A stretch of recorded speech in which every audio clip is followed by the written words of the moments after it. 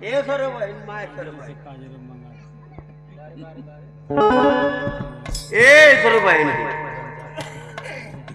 पी ले थमा तब बुझा था कि हथवा गोड़ा में फालिश मार ले वो तरह चलत हूँ जहाँ खड़ा हो तो स्प्रिंग पर नाचत हूँ। एक नंबर लग गल अपन चैन खोला था उनका चैन उनके मिलता ना बुझल कि हमारे चैन खुल गल 5 मिनट ले खोलना आ चैन खुलल ना वही में शुरू कर देते हूँ। अब दोनों ओर से नारी बहत है जींस का पैंट पूरा सोखत उल्टा बोलत हूँ गरियावत हूँ। जब मर गई मुझे समझाओ समझाओ तो आधा का मुरमाई हो गई। ये छोटा सा मुन्ना अंकित जी की तरफ से 21 रुपये का पुरस्कार बहुत सारा आशीर्वाद रही। जय मुरमाई मरल करे जवाब पीट के लगली रोवे कनी अरे बाप बाप माई मोर मर गई माई ना मिली स्वार्थी संसार अम्मो के चाची मोर हुक्की पेतरे पटक के आके लगल मोके धई के रोवे कथी हमार लाल चुप रहा तोर लाल तोर माई मर गई तो मो तोर मैया नहीं रे करे जो मोर गोईठा मती भूली गई कनी ज्यादा मतलब मोर माई मलते को माई है ना मोके समझावत समझावत धीरे धीरे आधा गांव मोर माई हो गई जौन जेहर से तो आवे तुम तेरे का चुप रहा हम तोर मैया नहीं बाप मर गई ना मास्टर कली बाप बाप माई तो माई गई बहू जी हमार चल गई ना चाचा हमार पर सिंगी पानी भरा तो फरवा वही छोड़ दे आके कंचटिया तर मरला एगो बेवकूफ रोत हुए रे अरे तोर बाप मर गए रे बेवकूफ अब तोर बापा नहीं रे मेहरा रू मर गई रड़े पाखे बते दोरवा एक लट्ठा लोटत जाई एक लट्ठा लोटत आई हमार जीवन साथी न रहे गौवा वाले जान गए कि यार ओकर मेहरा मर गई गौवा में से कल्ले कल्ले निकले लगल वो तरह निकले ना लाइन लगा के बुझा के ओट मारे जाते हैं सर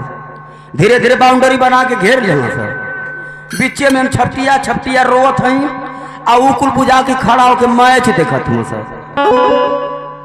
मोर लगवा कोनो आवता ना 2 घंटा ले रोनी अपने आप चुप होके बैठ गई जब मोके के चुप ना कराओ था तो का रोई लगली मने मन सोचे कि मोर माई मरल तो मोके माई मिलल मोर बाप मरल तो मोके बापो मिलना अब मोर मेहरारुआ मरल तो मोके मेहरारू का नहीं मिलत है बनवा लो क्यों जानी हमारे मेहरारू ये अंगद भैया तैयार रहे ना बने के स्वार्थी संसार है लेकिन देखा 4 गो मेहरारू ले ले एक तेरे गाना के अपने दिल को बहरा रहे हैं। माई चल गई कुछ लेकिन आ गई आज माई का लास्ट सेवा है आ चलते चलते आ लास्ट है माई का तो समझ ला हम हनु का आज लास्ट है इन हनु का लास्ट है आज मतलब है आत्मा के शांति पर अब ना मना ली बस इतना बात है मास्टर साहब हो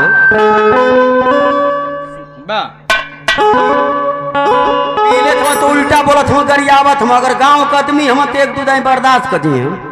आ तीसर के टाइम जब ना बर्दाश्त होता तो घूम पड़त हूँ आके कंचटी तर लगावत हम एगो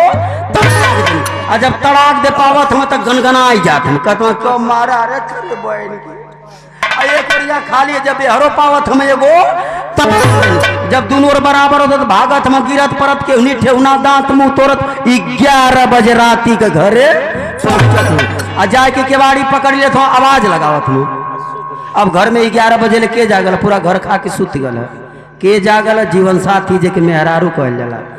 टुकुर टुकुर कुछ कुछ अनुमति ताकत नहीं कि हमारे ऋषि कपूर कहीं गल पता नहीं ये कोई एक्सीडेंट हो जाइए आवाज लगाओ तो कदम ए सेंड्रा अम्मी रे केड़ा खोला कर माई गई कान लगा के सुनत ही कन्या तो ठीक बोलत रहो आज इनकी कुछ हवा का असर है वो हवा जबनिए में मरले ठीक ना बोलत हो केवाड़ी ना खोलती जाके कोने लुकाई जाती दूध आई आवाज लगाओ ना केवाड़ी ना खोल मार के तीसर के बेर में केवड़िए के दारू के तनिक पियले बहुत पहले तो 500 के पियले हुई केवाड़ी के तनिक तोड़ना 5000 का अंदर घुसत में लाइन कट गए भी सनी देवल खोजत हम सनी देवल के खोजिए सिर देविए के टो टो जाए के नरमा पकड़ ले तो कोनवा धई के वही जन चाप देते आ चाप देते तो का करत जितनी दारू में पैसा खत्म भल उ गुस्सा बल भर रास्ता में जन पिटाल हम उ गुस्सा भूखन पेट जर तो वो गुस्सा कहीं मच्छर कुल तड़तड़ोले हम वो गुस्सा चारों गुस्सा डेहरी का गुस्सा मेहरी पर चपले हम मारत हूँ अब मार के तिम को बना देता हूँ। सुबेरे के देवरान जेठान अपने बतियावत हलो बनी बड़ा हुल्ला होत रहे तू कथी सिंटुआ का पापा हो ना बेहया ना हम रोज का बखान करती जो गीतिया बजौला अरे चुड़िया चट चट भरला हमार